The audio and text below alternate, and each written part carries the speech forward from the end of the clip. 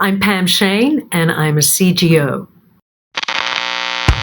Always saying guitars are playing a part of who we are. Got a cool job, but there's so much more to the chairman and women of the pedal board. You're a CGO, Chief Guitar Officer. The show where we talk with leaders in culture, all connected by their deep passion for guitar.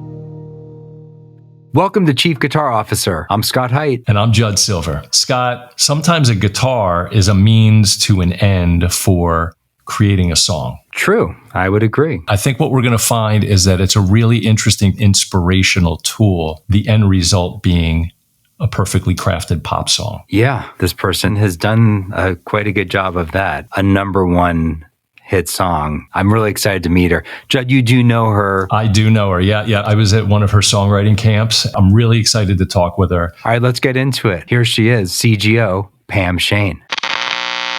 Number one songwriter, mentor, entrepreneur, advocate for creators, and CGO. Pam Sheyne, welcome to Chief Guitar Officer. Hey, guys. It's great to have you. Thank you. Thank you for having me. What are you working on right now? Oh, my goodness. Too many things. I sort of split my time between mentoring. I'm a songwriter, mentor, and I've been a songwriter for something like 40 plus years, and a singer as well. So I'm working on a project, on a duo artist project of my own, with my music partner, Sarah Bethany. And I am writing, still writing songs for lots of different projects, for sync, TV, TV and film, and also for artist projects. Amazing. Can you take us through just kind of a brief overview of what Songwriter Camps is? Yeah, sure. So my business partner, Richard Harris, he's a songwriter and a producer. We met actually at a songwriting festival in Hawaii in 2008. And we decided to start a songwriting camp in 2018 to help songwriters and meet other collaborators that they can work with from around the world. So we started that in 2018 in person.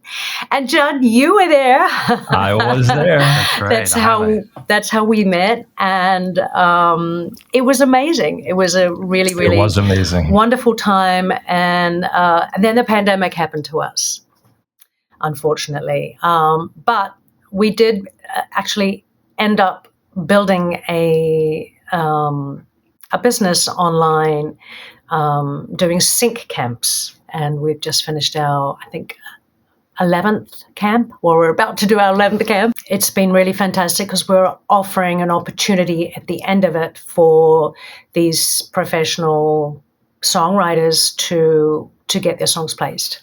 That's amazing. So cool. We'd love to hear from anyone who's interested in learning more about songwriting. We do one-on-one mentoring sessions. We do a monthly meet and critique workshop, and we have these sync camps at the moment. And we also have curated camps where we're working with a professor from UCLA, a music school in Australia. So we're doing lots of different things. And really, we didn't start out to make that our main business. It's something we do on the side because we want to give back, we want to share, we want to help independent songwriters, give them opportunities to earn money, give them opportunities to network and meet other creators and business people.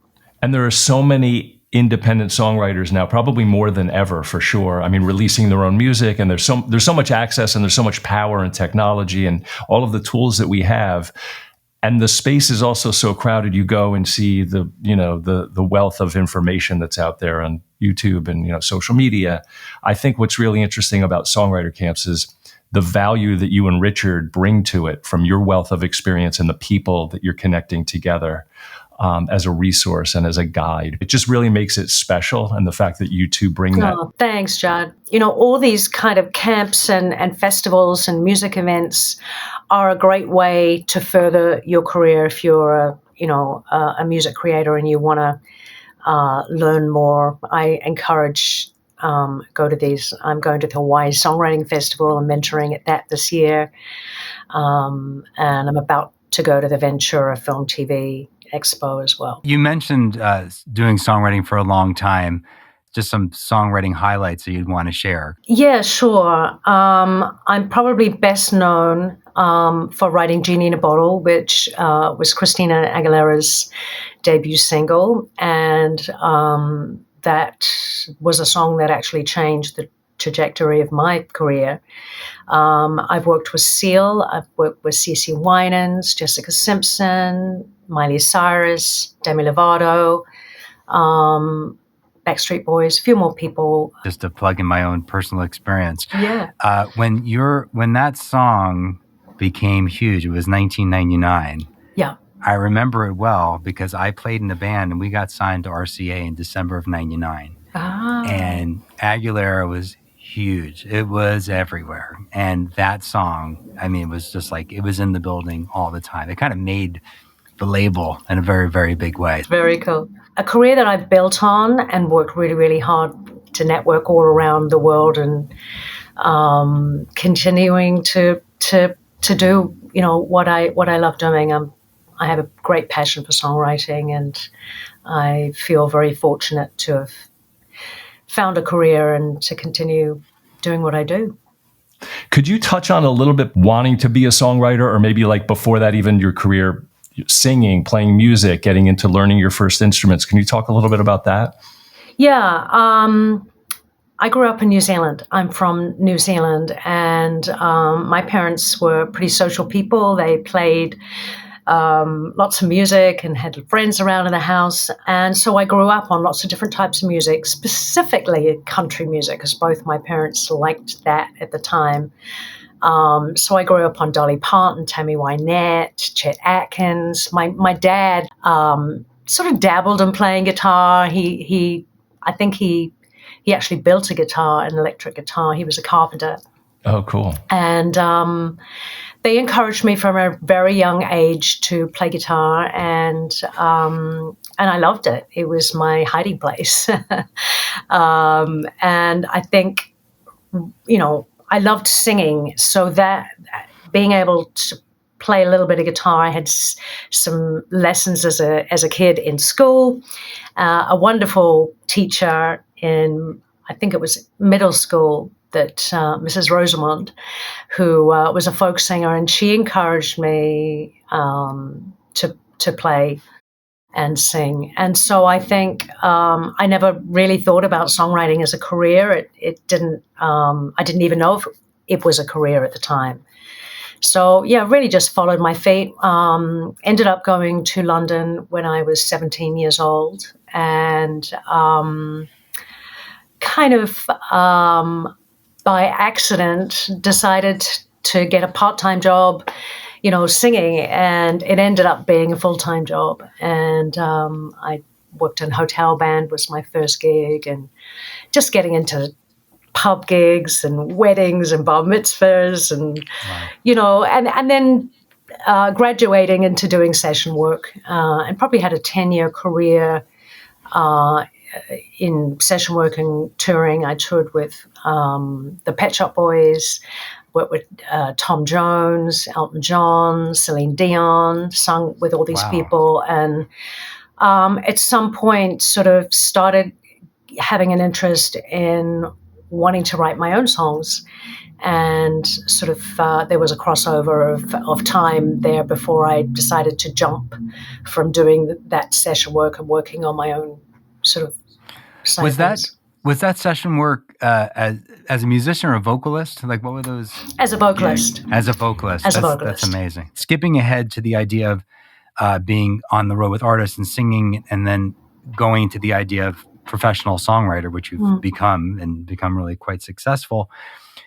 Bringing this back to the guitar side of things, we love the idea of guitar as an inspiration. I have to say that though my first instrument is my voice, I would consider it was the guitar that inspired me to want to sing. So Yeah, I use it as a tool for songwriting these days. And I use a specific guitar that I think we're probably going to talk about at some point,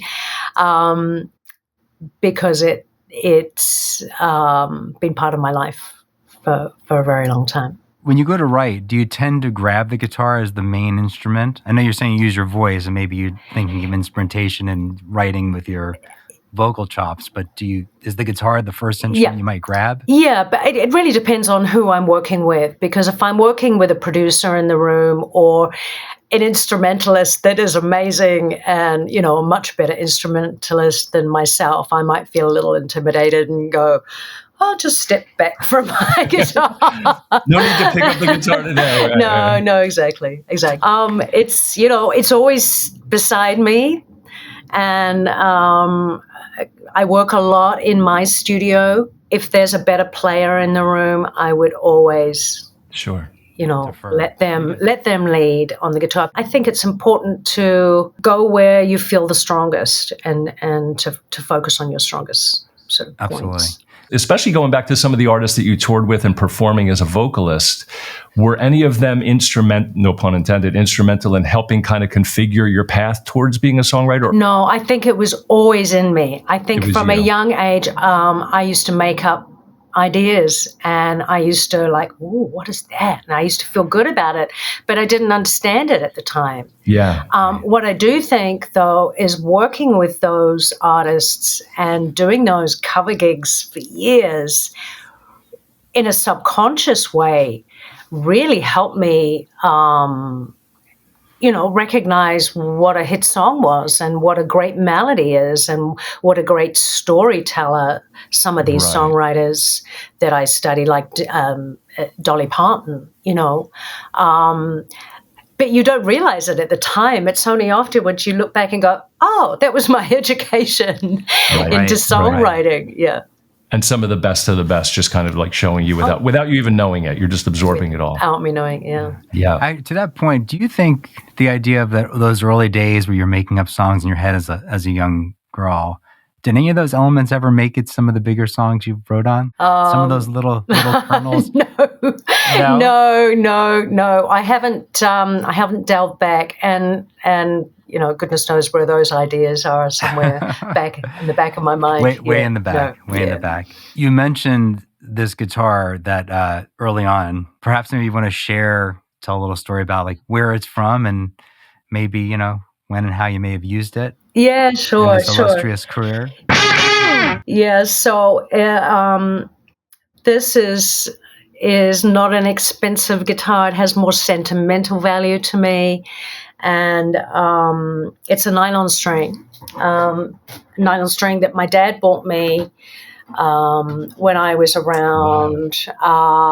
It's in pretty good nick, actually, considering I've had it for a real long time. And I was at school, and this teacher gave me a challenge, and she said, "I want you to learn the box set." Simon and Garfunkel song. And so I did. And my father must have been walking past my room and he said, "Oh, if you can learn to play that with your eyes closed, I'll buy you a new guitar." And wow. And so I learned it super quick. I don't think he quite expected me to learn it that quickly, but he bought me this guitar. And so it's easy on my fingers because it's nylon string, and it makes me feel close to my dad, because he's no longer with us. Yeah. Wow. And that guitar usually sits next to you in your studio there. Yeah. And do you ever travel with it? Would you bring that guitar with you, or does that stay home? It travels with me. Not always. You like the story. So a really good friend of mine who's an amazing guitarist, and I went to his studio because we were having a writing session. I thought, oh, I'll take my guitar. He might be a guitarist, but I'll take my guitar. And so I took my guitar and I turned up, and I'd never been to his house before. He had literally walk-in closets with guitars in, something like 70, and wow. Obviously very expensive guitars. And I felt so silly turning up with my nylon string guitar that was probably a couple $100 or something.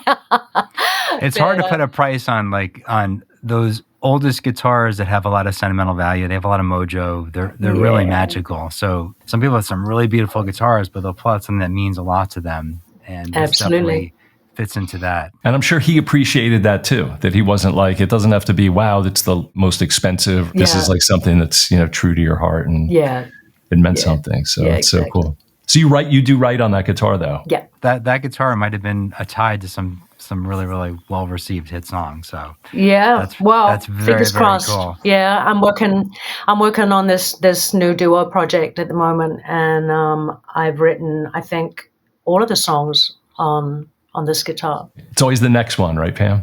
Absolutely, yeah.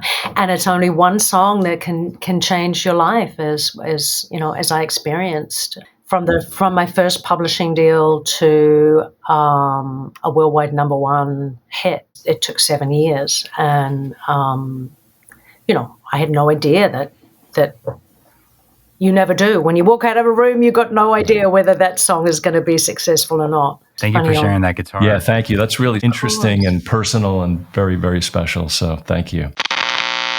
Aside from all your great work and the things that you do as an entrepreneur and obviously as a songwriter, I know that you're involved in an organization, SONA. For creators, it's very important to have an advocate like you, and that organization, I think, is really important and valuable and much appreciated. Maybe you could shine a little bit of light on what SONA is, what it does, the work you've done like down in DC with some of the legislation and just being that creator advocate. Yeah. So in 2014, 2015.